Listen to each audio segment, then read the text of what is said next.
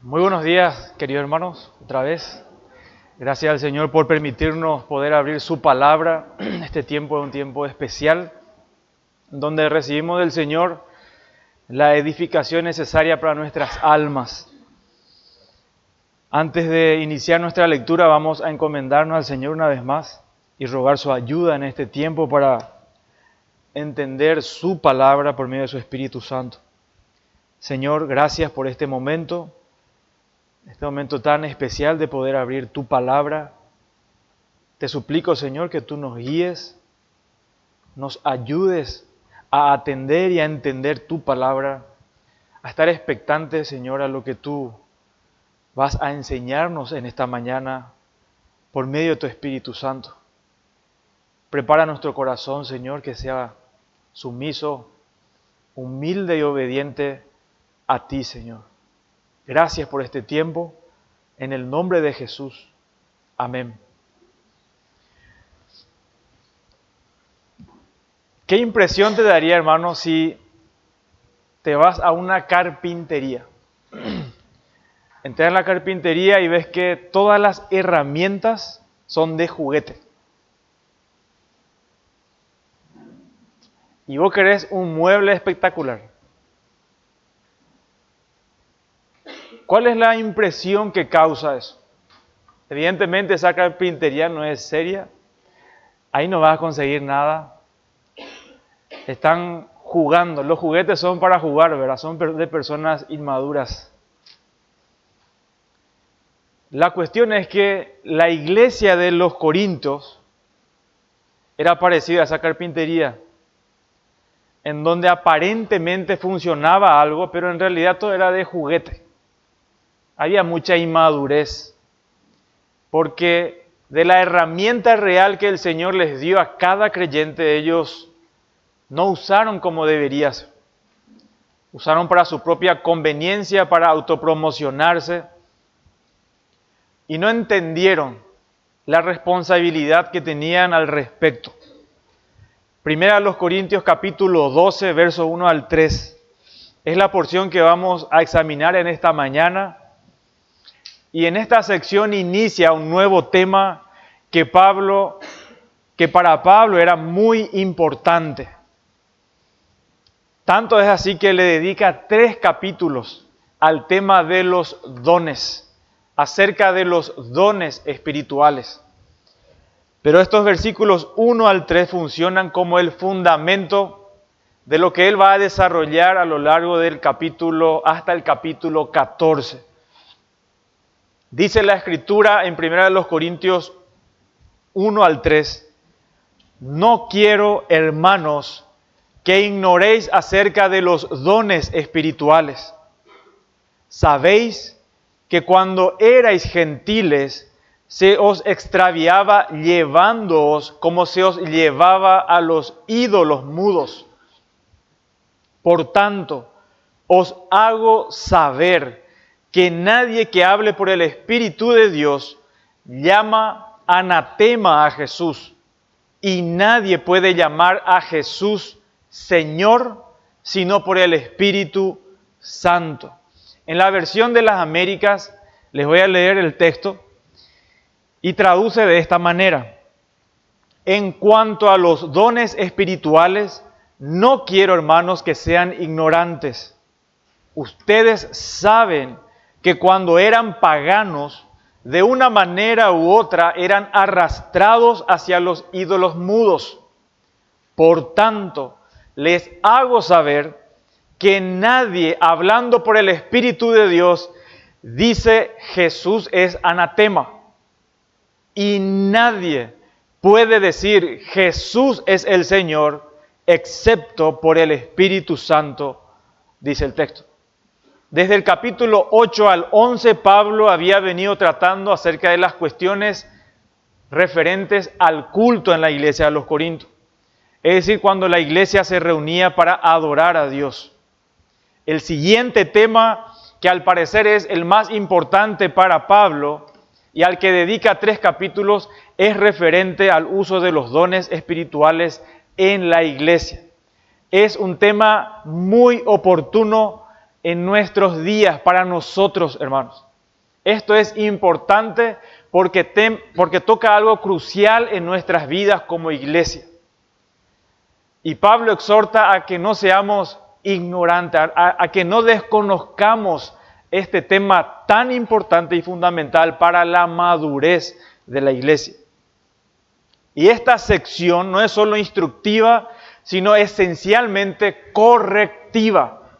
Pablo se propone corregir prácticas que estaban ocurriendo en la iglesia de los Corintios. Y la intención de Pablo fue corregir el abuso específicamente respecto a los dones o al mal uso de los dones por parte de los creyentes en Corinto. Resulta ser que los hermanos de Corinto, muchos de ellos, manifestaban orgullo espiritual al elevar a aquellos que poseían los dones más espectaculares a un estado de súper espiritual, una élite de creyentes súper espirituales. Y si ustedes se fijaron en nuestra lectura, Pablo está enfatizando algo específico, un don específico, o por lo menos uno o dos dones específicos, que nuestro texto no lo dice, pero más adelante va a enfatizar, que es el abuso del don de lenguas y de profecía. Porque decían que algunos que hablaban don de lenguas eran súper espirituales, estaban en otro nivel de espiritualidad. Es decir, determinaban que la espiritualidad de alguien era si podía hablar en lenguas. Y Pablo va a corregir este error muy común en nuestros días. Y yo entiendo que muchos de nosotros venimos de trasfondos en donde habían practicado estas cuestiones o estas situaciones. Mi intención no es faltar el respeto a nadie, sino mostrar lo que el texto diga. Y lo que el texto dice, hermanos, es lo que manda, es lo que regula cómo debemos nosotros conducirnos, cómo debemos tratar el tema de los dones. Esto es muy importante para nosotros. Entonces, el don enfatizado por ellos era el don de lenguas, como también el de profecías, dones relacionados con el habla. Sin embargo, la realidad de la división en la iglesia de Corinto evidenciaba no madurez, no una super espiritualidad, sino una inmadurez espiritualidad, una carnalidad de parte de estos creyentes, que muchos de ellos probablemente no eran creyentes genuinos. La pregunta es, ¿el hablar en lenguas era una señal de una persona espiritual? ¿Cómo juzgar si la influencia del Espíritu? ¿Cómo saber que realmente lo que estoy manifestando es del Espíritu Santo? Esa es la pregunta que queremos contestar. Y Pablo y la palabra de Dios en realidad, nosotros mencionamos mucho a Pablo. Pablo escribió Corinto, pero Pablo escribió inspirado por el Espíritu Santo. Lo que estamos hablando y estudiando es palabra de Dios. Es decir, ¿será que el Espíritu está detrás de algunas prácticas en la iglesia de Corinto como en muchas de las iglesias de hoy? Por eso en los versículos 1 al 3 que leímos, que funciona como el fundamento o el parámetro de los temas de los dones, Pablo les da a los corintios una prueba simple que pueden usar para determinar el origen de los dones en general y el obrar del Espíritu Santo por medio de esos dones. Y Pablo va a decir en el versículo 3, nadie que hable por el Espíritu puede maldecir a Jesús. Y nadie puede confesar a Jesús como Señor excepto por el Espíritu Santo. Una verdad que es real en los cristianos genuinos por la obra del Espíritu Santo. Ya nos da una pista importante, hermanos, hacia dónde nos conduce el Espíritu Santo. Es hacia la persona del Señor Jesucristo. Como dije anteriormente, esta porción es muy relevante para nosotros como iglesia que queremos honrar, obedecer a nuestro Señor, porque nos corrige, nos instruye acerca de los dones espirituales para poder discernir o diferenciar lo que procede y lo que no procede del Espíritu Santo. Y la proposición de esta mañana es la siguiente. Debes saber que la verdadera obra del Espíritu Santo no son las manifestaciones de éxtasis o dones extraordinarios, sino la realidad del señorío de Cristo sobre tu vida. ¿Quién manda en tu vida? El Espíritu Santo nos lleva a someternos a todos los creyentes al señorío de Cristo. Y como primer punto, como una de las verdades, vamos a analizar 3 verdades para discernir lo que es verdaderamente espiritual. Y la primera de ellas se encuentra en el verso 1. Y la primera verdad para discernir si algo es del Espíritu es conocer quién origina los dones. Es importante conocer quién origina los dones. Verso 1, dice así la Escritura: no quiero, hermanos, que ignoréis acerca de los dones espirituales. Les leí de la versión de las Américas que dice, porque es un poco más precisa, y pone el orden de las palabras de una manera más precisa también. Porque el texto inicia en cuanto a los espirituales, dice el texto, no quiero, hermanos, que sean ignorantes. Resulta ser que en la Reina Valera introduce la palabra dones, que en el original no se encuentra. Y es un tema un poquito, aunque parece muy sencillo, es importante ser precisos. Pero antes de enfatizar eso, vamos a observar cómo inicia Pablo. Y Pablo dice, acerca de. Y Pablo usa esta expresión cuando va a tratar un tema importante, como lo había hecho en los capítulos 7:1 y en el capítulo 10, verso 1. Es un tema importante. Y como es el caso aquí en nuestro pasaje, porque va a tratar acerca de los dones espirituales. Hermanos, dones, como les dije, es una palabra que no está en el original, pero sí está implícita en la frase espirituales. La palabra que se utiliza para espirituales es la palabra neumáticos, y significa literalmente espiritualidades o espiritualidades. Y se refiere a lo que tiene cualidades o características espirituales o que está bajo control espiritual. Eso es lo que significa esta palabra. Neumático en nuestro texto puede ser masculino o neutro. Hay 2 posibilidades.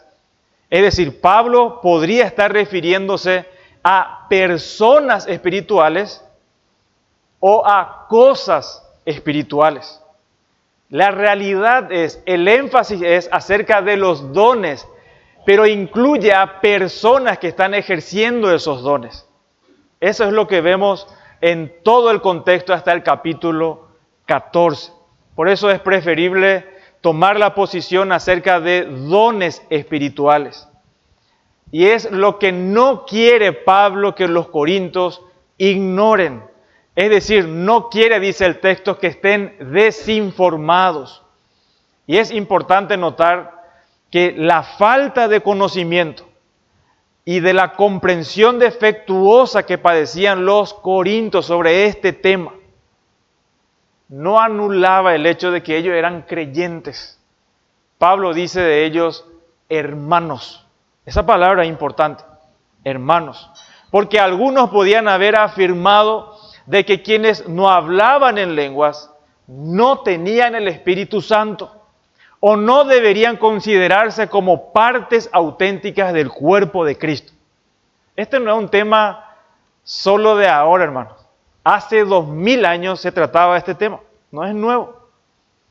Desde Pentecostés es que ocurre este fenómeno de que de vez en cuando aparecen personas que quieren establecer ciertos criterios de quiénes son creyentes y dice, si vos no hablas en lengua, vos no tenés el Espíritu Santo. ¿Será que eso es así? Pablo dice, hermanos a estos creyentes. Hermanos. Por eso Pablo llama hermanos. Esto es importante, porque no solamente está refiriéndose a que son creyentes, sino Pablo mismo se pone al nivel de todos los creyentes, por más que no estén hablando en lenguas. Todos los creyentes somos iguales delante del Señor. Ningún don hace superior a nadie. Todos los dones tienen una función específica. Todos los dones que encuentres en la Escritura tienen un principio fundamental que es servir a la iglesia del Señor. Es servicio, todos los dones, y es para otros. Es para la edificación de otros. No es que el don de la enseñanza o de lenguas, de profecías, de hacer milagros, te hace más importante en el cuerpo de Cristo. No, Señor. Todos somos iguales, todos los creyentes compartimos la misma herencia y la misma sangre, la sangre de Cristo. Valemos lo mismo. No nos hace más espirituales eso. Ahora, hermanos, todos los dones son dados a la iglesia para la formación del pueblo de Dios a la imagen de Cristo, su Señor. En la carta a los Efesios que leímos nosotros esta mañana, dice que el Señor dio dones a su pueblo y específicamente también personas para capacitar a todos los creyentes, porque todos los creyentes tienen dones. Si un creyente no tiene don, no es creyente. Todos los creyentes tienen por lo menos un don que el Espíritu Santo le otorgó en el momento de su conversión. Y esto es para la edificación del cuerpo de Cristo. Y decía Efesios, hasta que todos lleguemos a la unidad de la fe y del conocimiento del Hijo de Dios, a un varón perfecto, a la medida de la estatura de la plenitud de Cristo. Cristo, hermanos, mora en cada creyente y mora en la iglesia, individual y corporativamente. La iglesia representa a Cristo y los dones espirituales son los medios que el Señor usa para que nosotros seamos más como Cristo en este mundo. Ahora, ¿qué son los dones? Ahora, mencionamos mucho la palabra dones. Sencillamente, dones espirituales son habilidades o capacidades de servicio otorgados por Dios y distribuida soberanamente por el Espíritu Santo a cada cristiano para la edificación y extensión del cuerpo de Cristo. No son habilidades naturales. Que sepas tocar un instrumento, que sepas cantar, que sepas jugar al fútbol, que sepas construir un avión, una casa o lo que sea, son habilidades naturales que evidentemente Dios también nos regala. Pero los dones no se refieren a eso. Estos son habilidades sobrenaturales. Dios nos imparte a nosotros como Él quiere para la edificación y el beneficio de la iglesia. Eso es lo que nos dice 1 Corintios 12, 4 al 7. Les leo, hermanos. O si me acompañan, por favor. Así no les da sueño. Dice el verso 4 al 7. Ahora bien, hay diversidad de dones, pero el Espíritu es el mismo. Y hay diversidad de ministerios, pero el Señor es el mismo. Y hay diversidad de operaciones, pero Dios, que hace todas las cosas en todos, es el mismo. Verso 7. Pero a cada uno, le es dada la manifestación del Espíritu para provecho. Es decir, todos los creyentes gozan de este privilegio de que han recibido no solo la salvación, sino esta habilidad del Espíritu Santo, esta capacidad dada por el Espíritu Santo para la edificación de la iglesia. Y hermanos, la iglesia no puede funcionar y no puede madurar sin usar correctamente y fielmente los dones que Dios da a su pueblo para el ministerio. Yo entiendo que en nuestra situación también, hermanos, acerca de los dones casi nunca hemos discutido. Damos por supuesto. Pero si te pregunto cuál es tu don, probablemente me vas a decir, no sé. Esa es nuestra situación. Y eso no es normal. Y eso es lo que tenemos que corregir en esta mañana. Porque esto es fundamental. Un cristiano maduro conoce cómo funciona la iglesia. Y de esta manera funciona la iglesia. Cuando cada uno de los creyentes reconoce el don que Dios le dio y pone a disposición de otros hermanos. Muchos lo están haciendo sin darse cuenta. Pero es importante que nosotros entendamos quién los origina y cómo funcionan los dones, para que la iglesia pueda madurar, para que vos cuando vengas a la iglesia no te sientas como alguien extraño, que se sienta lejos, que mira lejos, que no se involucra en nada. Eso es porque no estás conociendo lo que es o estás ignorando acerca de los dones. Si nosotros entendemos la importancia de los dones, nosotros vamos a involucrarnos más activamente en la vida de nuestros hermanos, porque para eso son los dones. Sin embargo, hermanos, Satanás tratará de falsificar los dones del Espíritu. Y él siempre procura incitar a los creyentes a ignorar acerca de estos temas, a descuidarlos, a entender mal, a abusar de estos dones y pervertir de esta manera también. Esto es importante también que sepamos. Por eso lo que Pablo está enseñando es relevante, es esencial para nosotros. Y esto nos lleva al segundo punto. Nosotros debemos conocer quién falsifica los dones. No niego que hay experiencias reales. Cuando una persona dice, yo sentí, yo vi tal cosa, yo vi a un ángel, Jesús se me apareció en sueños y me habló, fue real, yo sentí eso. Yo no discuto esa realidad, ni la Biblia tampoco, como nos va a mostrar en este versículo. Lo que nosotros no debemos ignorar es la actividad satánica detrás de muchas de las manifestaciones. Por eso es importante saber cómo es que opera el Espíritu Santo. No porque yo sienta, experimente cosas, significa que está siendo producida por el Espíritu Santo. Esto es lo que nosotros debemos estar atentos. Y no está a merced de nosotros determinar si es verdadero o falso. Es la Escritura que regula esta situación. Es la palabra de Dios que nos dice, esto es verdadero o esto es falso. Porque ¿de qué otra manera vamos a identificar las situaciones? Nuestros sentidos no son una garantía, hermanos. Es la palabra de Dios la garantía de la verdad en cualquier circunstancia.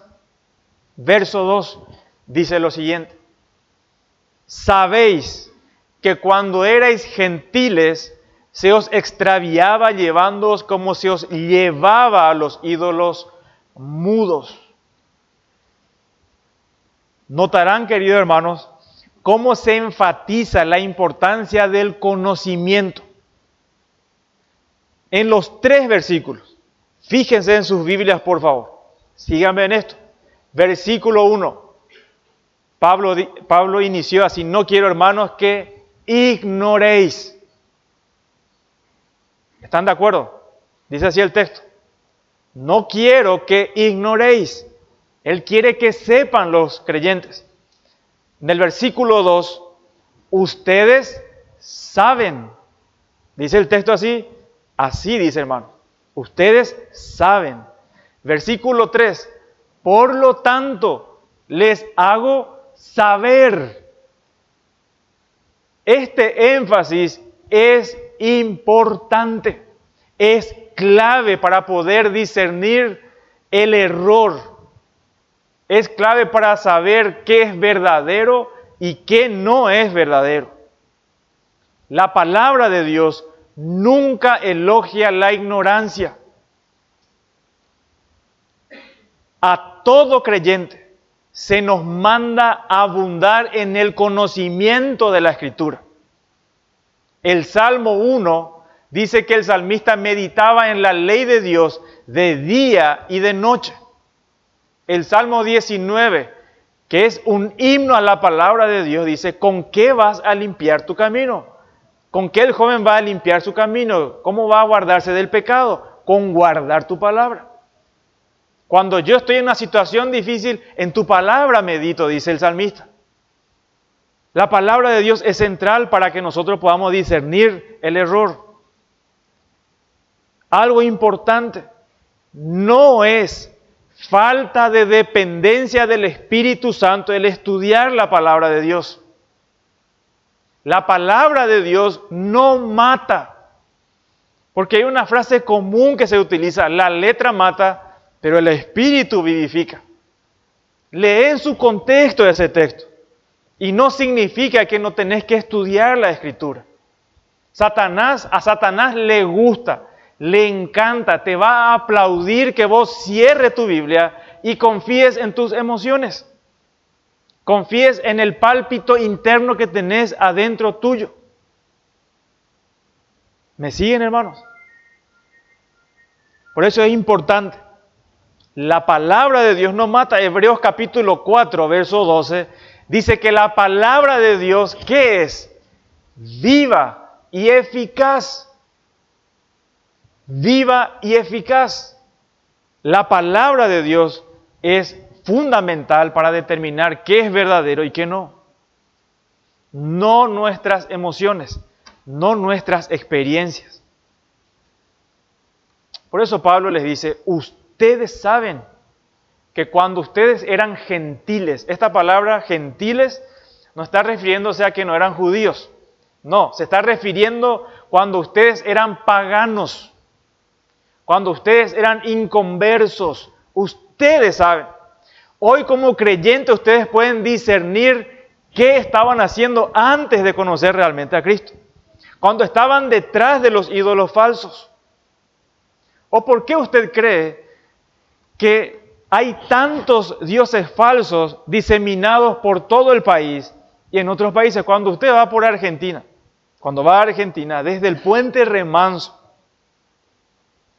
a la derecha, cuando te vayas, fíjate, hay una especie de nicho y hay una pañoleta roja. Y eso va a encontrar a lo largo de Argentina, porque están adorando a un dios falso. Y podés preguntarte, ¿por qué tanta gente está adorando eso? ¿Será que es cierto? ¿Será que fulanito está haciendo ese milagro?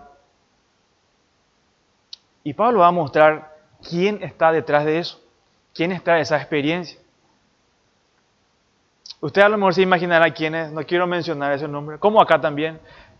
Aunque usted no lo crea, muy cerca de nuestra iglesia hay un templo que se llama Iglesia San La Muerte.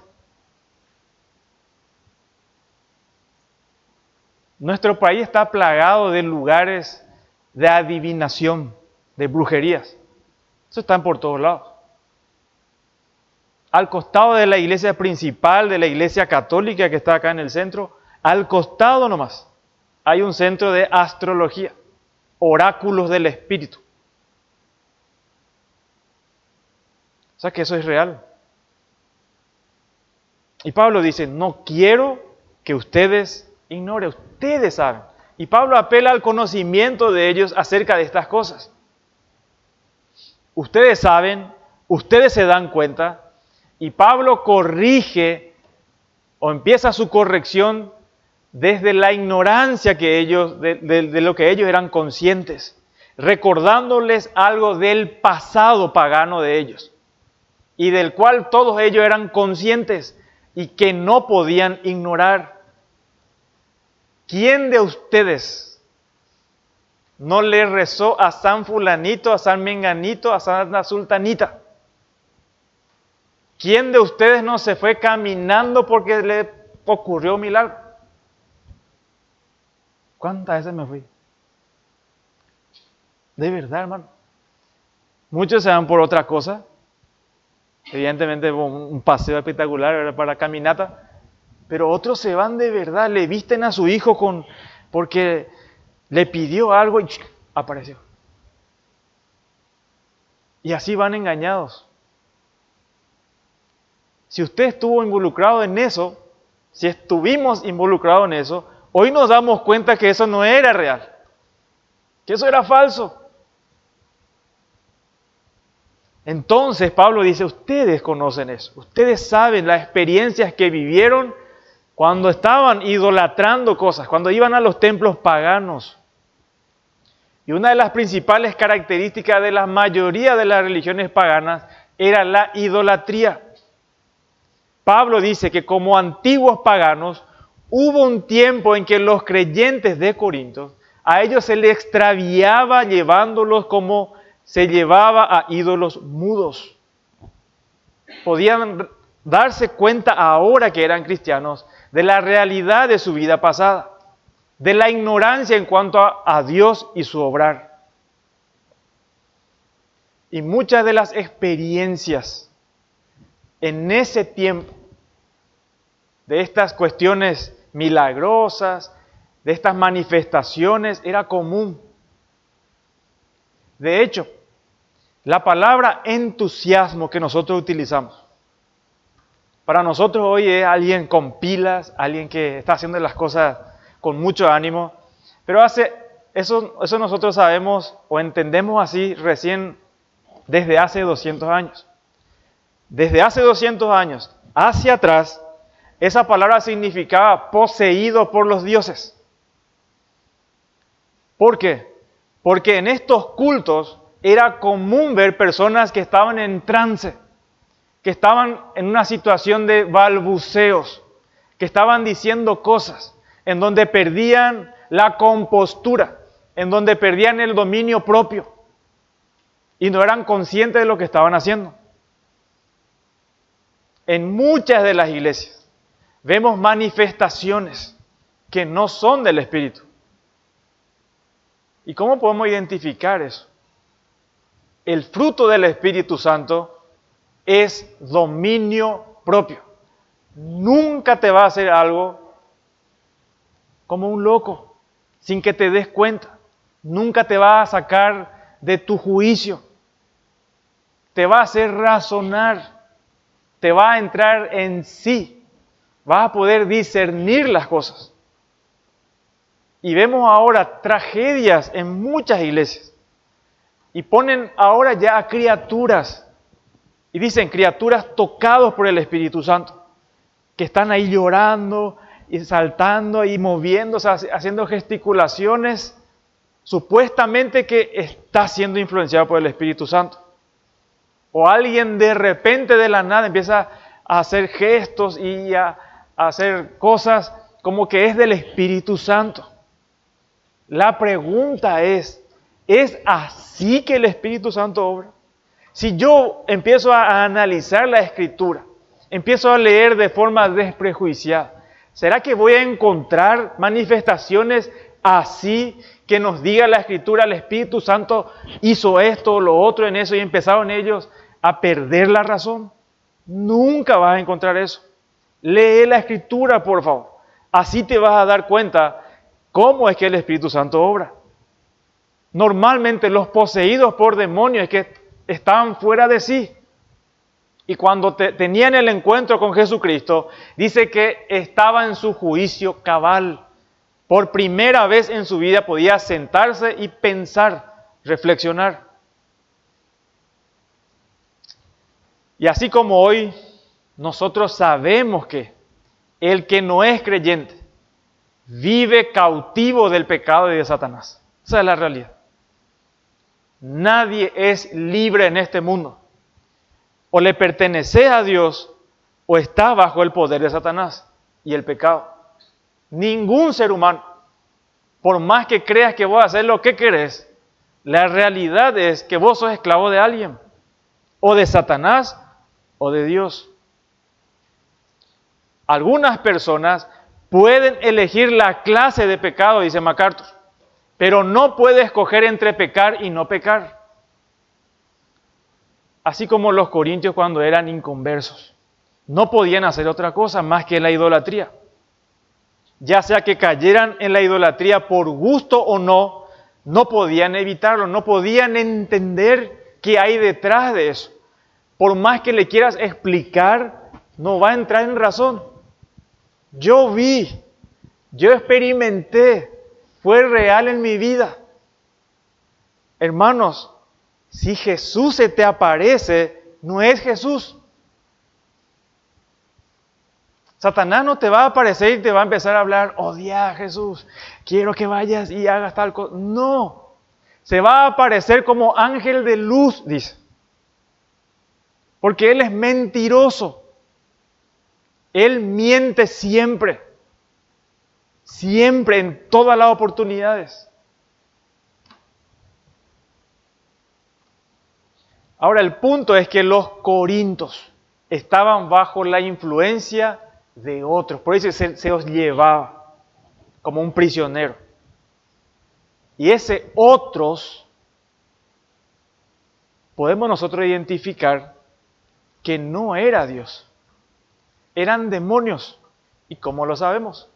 Primera de los Corintios 10, 20, 21. Abrí tu Biblia.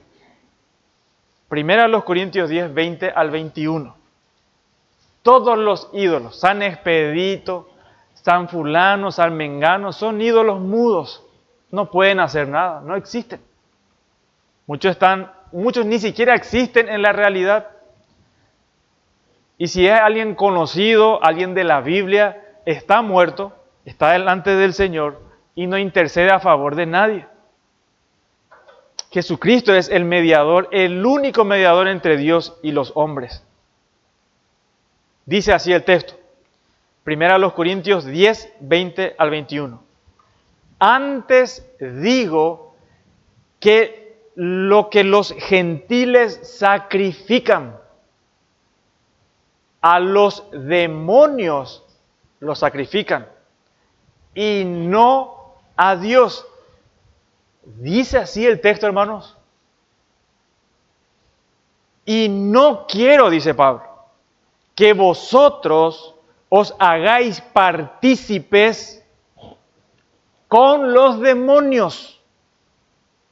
No los ídolos, demonios. No podéis beber la copa del Señor y la copa de los, repite por si acaso, son demonios. No podéis participar de la mesa del Señor y de la mesa de los demonios. Por eso, no toda manifestación espiritual, por más vívida y real que tengas, procede del Espíritu. No confíes en las experiencias. No le atribuyas a lo que vos sentís automático. Esto es de Dios. Tiene que ser de Dios. Este es, hermanos, el peligro de atribuirle cualquier milagro o manifestación al Espíritu Santo. Y es lo que Pablo está argumentando. Que los demonios sí pueden hablar por medio de sus seguidores. ¿Y qué lo hacen? Solamente, de manera... Yo sé que muchos ven también estos sermones. Gracias al Señor también utiliza eso y muchas personas conocen y empiezan a entender verdades de la palabra de Dios.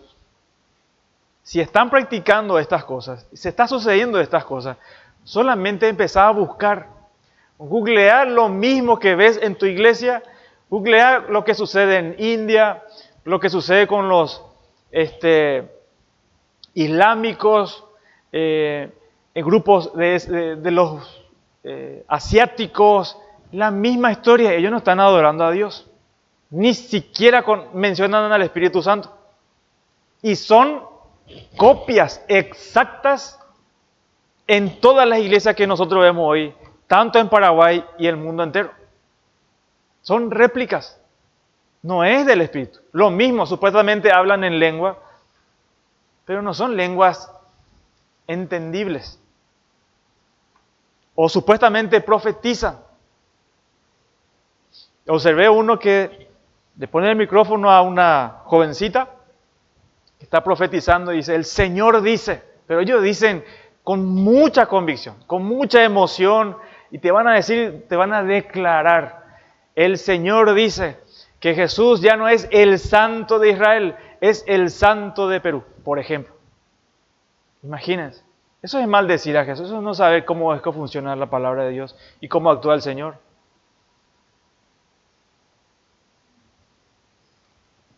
Hermanos, no son nuestras experiencias la fuente de la verdad y de la realidad, sino la palabra de Dios.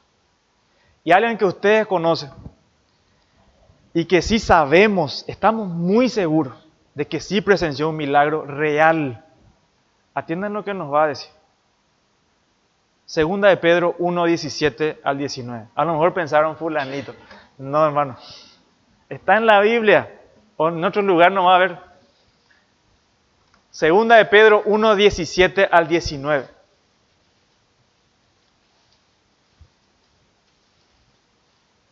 ¿Quién de nosotros puede discutir que la experiencia que pasó Pedro fue real? Ninguno. Ninguno. Fue una experiencia real. Subieron al monte, ¿sí? Hay otros discípulos también, y el Señor mostró toda su gloria. Y famoso Pedro ya otra vez apurado que dice, Señor, vamos a hacer... No sabía, si se callaba iba a estar espectacular, pero él tenía que hablar, pero bueno. Pero atiendan, cuando él habla aquí, la prudencia con que habla. Y él dice, pues cuando él recibió de Dios Padre honra y gloria, le fue enviada desde la magnífica gloria una voz que decía, este es mi Hijo amado, en el cual tengo complacencia. Y él dice, atiendan lo que dice, hermanos, y nosotros oímos esta voz enviada del cielo cuando estábamos con él, es decir, con Jesús, en el monte santo. ¿Me siguen hasta ahí? ¿Es verdad esto? Sí, es verdad. Esto pasó. Pero ¿qué él dice? Verso 19. Tenemos también la palabra profética, ¿cómo dice el texto, hermano? Más segura. Yo no confío en mis experiencias, dice Pedro. Es la Escritura la más segura para discernir qué es verdadero y qué no es verdadero. Es la palabra de Dios, hermanos, no las experiencias, por más impresionantes y reales que puedan pasar en tu vida. Volvé a la Escritura. Volvé a la Escritura para que te des cuenta, a la cual hacéis bien en estar atentos como a una antorcha que alumbra en lugar oscuro hasta que el día esclarezca y el lucero de la mañana salga en vuestros corazones. Nuestros sentidos no son de fiar, por eso debemos priorizar la Escritura por encima de nuestras experiencias. Una experiencia común que nosotros experimentamos y a veces nos causa confusión es cuando entendemos que nosotros no buscamos a Dios. ¿Dice la Escritura que nosotros buscamos a Dios? No. ¿Qué dice Romanos? Nadie busca a Dios. Pero resulta ser que uno dice en su experiencia, pero yo siempre le busqué a Dios. Yo me iba a la iglesia, yo buscaba esto y hacía esto, de verdad. Y es cierto, vos hacías eso. Pero el que estaba detrás para que vos hagas eso era Dios. Esa es la verdad, esa es la realidad. Nadie puede venir a mí si el Padre no le trajere. Esa es la realidad indiscutible de la palabra de Dios. En nuestra experiencia, si nosotros hicimos esto, ¿quién de ustedes no entró con los mormones, los testigos de Jehová, con esto y lo otro, hasta que por fin el Señor te hizo escuchar un sermón en internet, justito escuchaste uno de Paul Washer y ahí ya está. Escuchaste ese sermón preciso, despertó ahí en vos el Espíritu Santo, te dio vida espiritual, entendiste por primera vez el Evangelio y tu corazón cambió. Y ahora estás buscando al Señor. Ese es Dios haciendo, hermano, no nosotros. Satanás es el padre de mentira. Se disfraza aún como un ángel de luz. Estos antiguos paganos habían estado controlados por demonios. Y era constante este control en sus prácticas, en sus cultos. Es lo que Pablo les recuerda.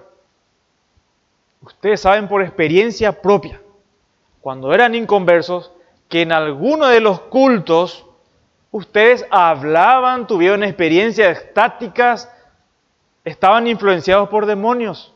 Hoy ustedes ya lo saben. Por eso el hablar en lenguas, como se practica hoy, no constituye una evidencia de que está hablando por medio del Espíritu Santo.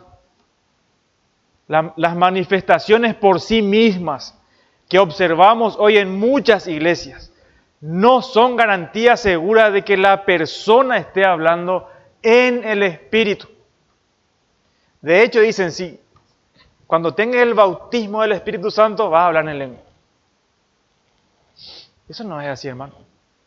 Eso vamos a observar en los siguientes versículos que vamos a estudiar el próximo domingo. Pero lo más grave de todo esto es que estas experiencias supuestamente espirituales no garantizan que una persona sea un verdadero creyente. Esta es la tragedia, hermano. Porque muchas de estas personas dicen que son creyentes y no lo son. No lo son. Es importante observar que el creyente siempre tiene control de sí mismo cuando el Espíritu Santo está obrando. ¿Saben por qué? Porque Jesucristo, el Señor, se encuentra a cargo del creyente.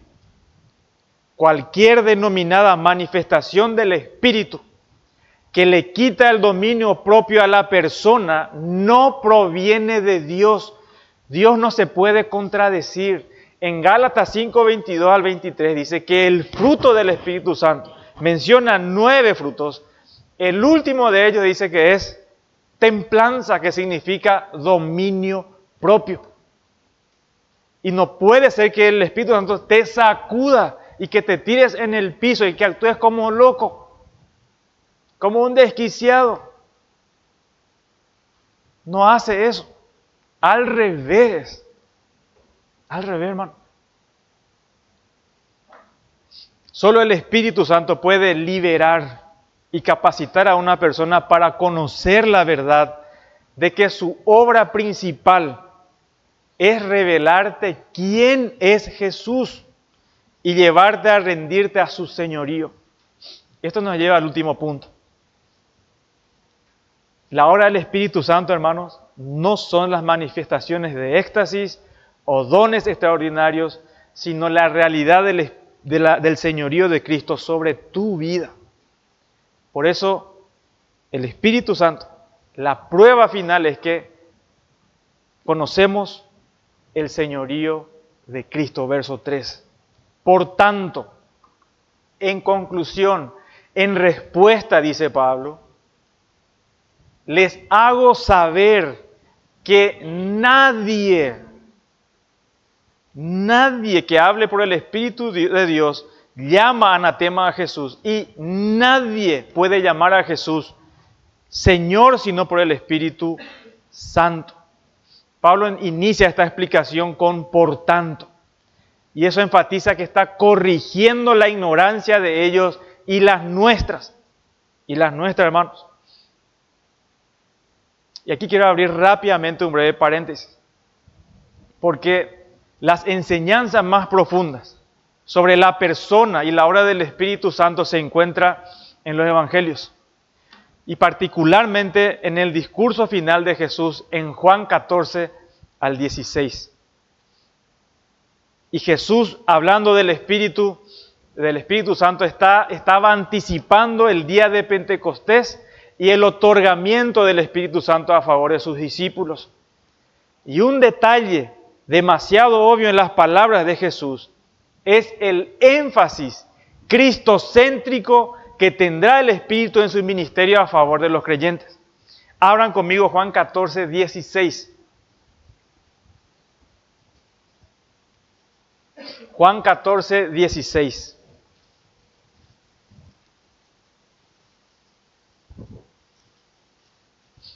Desde el 3, hermanos.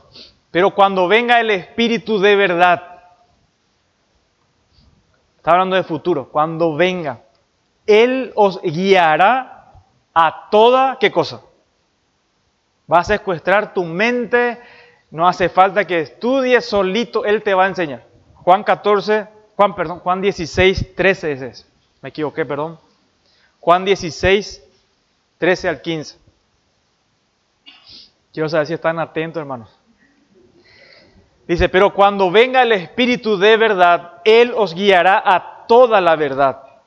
Porque no hablará por su propia cuenta, sino que hablará todo lo que oyere y os hará, ¿qué cosa?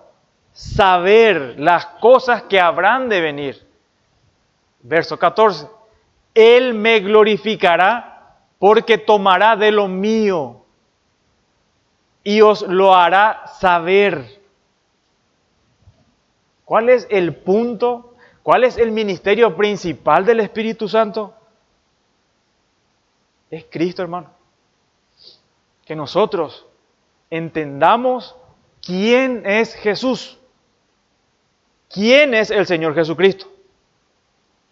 J.I. Packer decía, el mensaje del Espíritu nunca es mírame, escúchame, ven a mí, conóceme, sino que Él siempre dice, mírale y ve su gloria, escúchale y oye su palabra, ve a Él y obtén vida, conócele y prueba su regalo de gozo y paz. Eso es lo que el Espíritu Santo quiere, hermano. El Espíritu Santo nunca nos lleva a centrarnos en nosotros mismos, a centrarnos en Cristo. Él es el punto principal. Aunque suena obvio, pero es crucial decirlo que las personas y las iglesias no deben perder, hermanos, el punto de vista cristocéntrico de la obra del Espíritu Santo. Y el desvío ocurre sutilmente. Sutilmente. La obra del Espíritu Santo es dar gloria a Cristo, tomando lo que es suyo. ¿Qué quiere decir eso? Las enseñanzas, la verdad sobre su muerte y resurrección, y dándolo a conocer. El Espíritu Santo no actúa indiscriminadamente sin tener en cuenta la revelación de Cristo. Una persona que venía decía, pero acá es muy frío, no se siente el Espíritu. Ustedes no le invocan al Espíritu Santo. Y no porque Él está en nosotros y con nosotros. Y Él nos está haciendo entender su palabra. Él está obrando. Nunca es llamar la atención hacia el Espíritu. El énfasis no es hacia el Espíritu Santo. Es hacia Cristo. Y ahí no hay envidia, hermano. En la Trinidad no hay envidia. Esa es la función del Espíritu Santo. Podemos decir, de acuerdo a la palabra de Dios, que la obra más importante del Espíritu Santo es glorificar a Cristo. Y no lo hace sin iluminar a Cristo para que los creyentes lo vean y lo disfrutemos. Por eso Pablo dice, os hago saber que nadie que hable. Y la primera prueba de un don espiritual es doctrinal. Si está de acuerdo a la Escritura, esa es la primera prueba. Si una persona sostiene un punto de vista despectivo de Cristo, entonces lo que él dice y hace no es de Dios. Nosotros debemos comparar siempre una doctrina o una práctica con la palabra de Dios. Esa es la prueba que nos dirá si es del Espíritu Santo. Un cristiano hoy no puede recibir nueva revelación. Nueva revelación.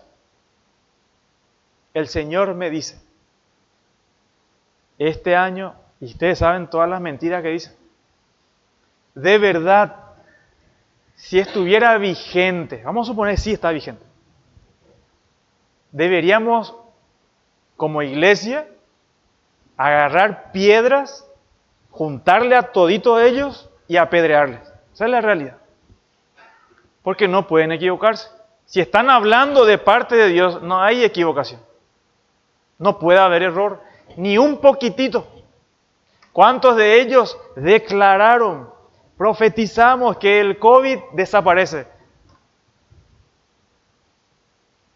Ellos desaparecieron. Son mentirosos. La única manera de saber si algo es espiritual es estar seguro si es bíblico, si está en la Escritura. Si está de acuerdo con las Escrituras, una nueva revelación de parte del Espíritu, ¿es necesaria o no es necesaria? No es necesaria. Si ya está en la Biblia, ¿cuál es la necesidad de una nueva revelación? Ya está en la Escritura. Si no es conforme a las Escrituras, una nueva revelación no puede venir del Espíritu y es falsa. Por eso para Pablo, la prueba segura de que el Espíritu Santo está obrando por medio de una persona no son los dones extraordinarios que esa persona manifiesta tener, sino la exaltación de Jesús como el Señor sobre su vida. Por eso dice, y nadie puede llamar a Jesús Señor sino por el Espíritu Santo.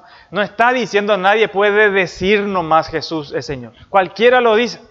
El borracho que está ahí va a decir Jesús es el Señor. No se está refiriendo a eso. Porque la naturaleza radical que tenía esta confesión en ese tiempo era importante. El uso de Señor en ese contexto significa la adhesión completa a Jesús como Dios de uno. Declarar a Jesús como Señor es decir, Jesús no es solamente un profeta, no es un gran hombre, es Dios hecho hombre.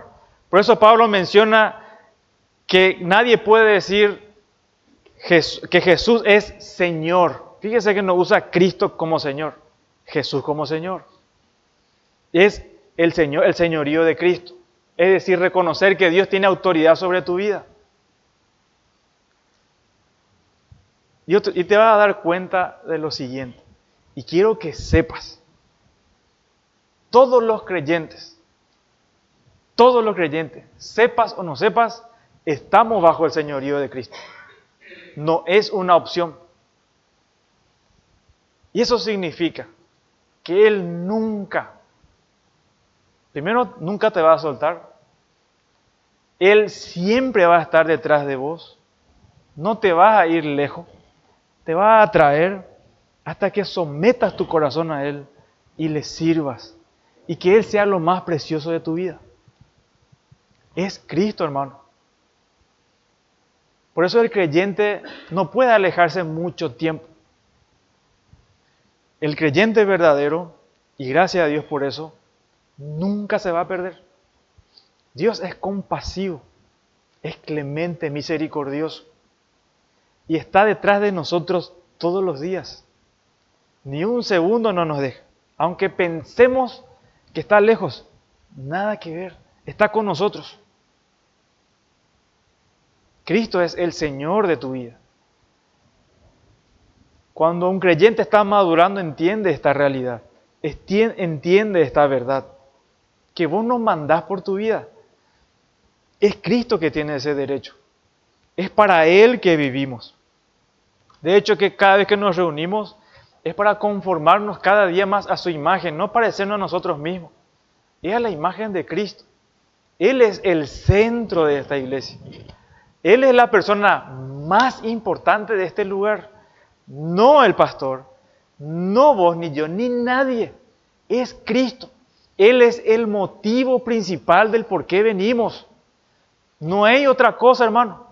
Si venís por otra cosa, te equivocaste del lugar. Acá Cristo manda. ¿Cómo sabemos? Porque su palabra manda. Y todos nosotros debemos obedecer eso.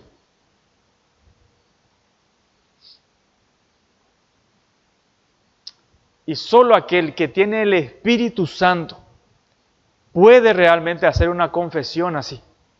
Porque solo el Espíritu puede revelar la verdad de quién es Jesús. Para muchos, Jesús no es más que su amigo,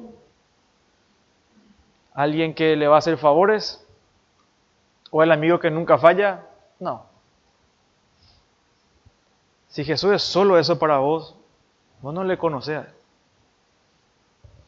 Jesús es el Señor de nuestras vidas. Jesús es todo para nosotros, hermanos. La palabra Señor se emplea 700 veces en el Nuevo Testamento. Y la palabra Salvador menos de 10 veces. Y este énfasis ya nos indica qué, hermano. El señorío, la deidad, la soberanía total de Cristo sobre nosotros es central en la fe verdadera. No puede ser que Jesús sea tu Señor y vivas como un demonio. No puede ser que estés negociando con el mundo.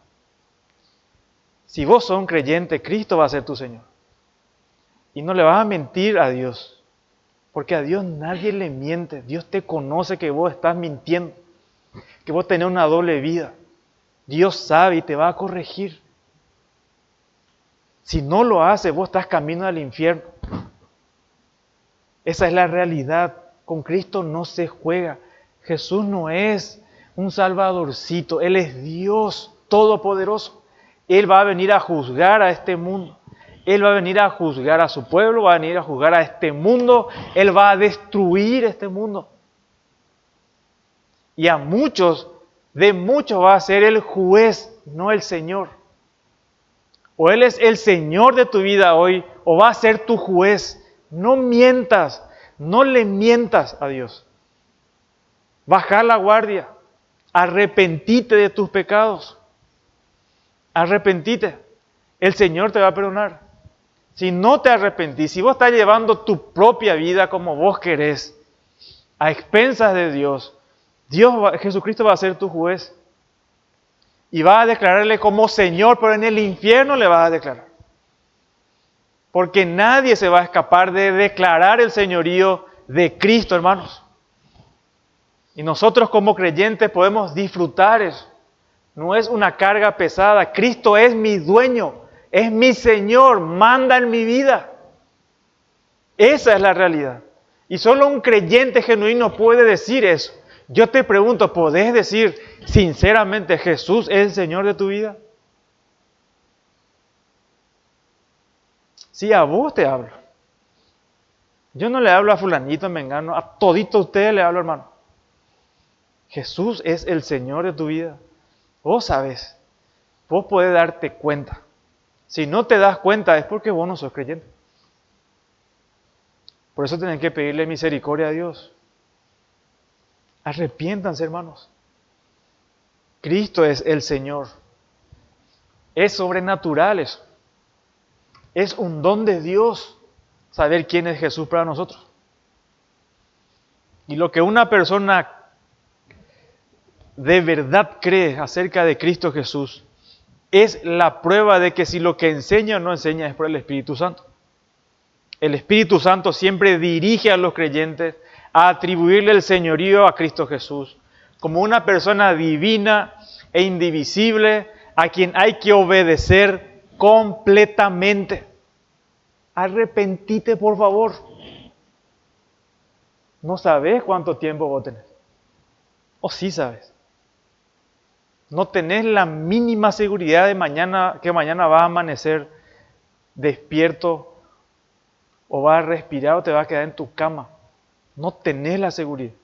Hoy es el tiempo que reconozcas a Jesucristo como el Señor de tu vida. La Trinidad está en juego acá, hermano. A Jesús como Señor, el Espíritu de Dios y el Espíritu Santo. El testimonio del Padre, el testimonio del Espíritu Santo y de Jesús mismo. Que Dios realmente nos corrija, que realmente obedezcamos su palabra, no las experiencias, y que esta iglesia obedezca al señorío de Cristo. Ese es el punto, hermanos, y ruego que el Señor nos ayude a que eso sea verdad y que nos exhorte, hermanos. Amén. Oramos. Amado Padre, gracias por tu palabra. Gracias por tu verdad que nos ayuda a discernir, a no ser simples, a saber cuándo es que tu Espíritu Santo obra realmente en nuestras vidas. Ayúdanos, Señor, a ser sensibles a tu palabra y a la guía de tu Espíritu Santo por medio de poner a disposición tuya, Señor, y para la gloria de tu Hijo amado, nuestros dones. Señor, ayúdanos. Guárdanos de confiar en nuestro propio razonamiento o nuestras propias experiencias, sentimientos. Guárdanos, Señor. Sin embargo, ayúdanos a estar atentos a la palabra tuya más segura que nos guía a toda verdad. Santifica tu iglesia, Señor. Gracias porque nosotros nunca vamos a poder ir lejos de ti, Señor, aunque queramos, porque nosotros somos tuyos y tú eres nuestro Señor. Tú eres nuestro dueño, te pertenecemos a ti, esta iglesia es tuya, nosotros somos tuyos. Te adoramos y te agradecemos, Señor, tu paciencia y tu amor y tus correcciones. En el nombre de Jesús. Amén.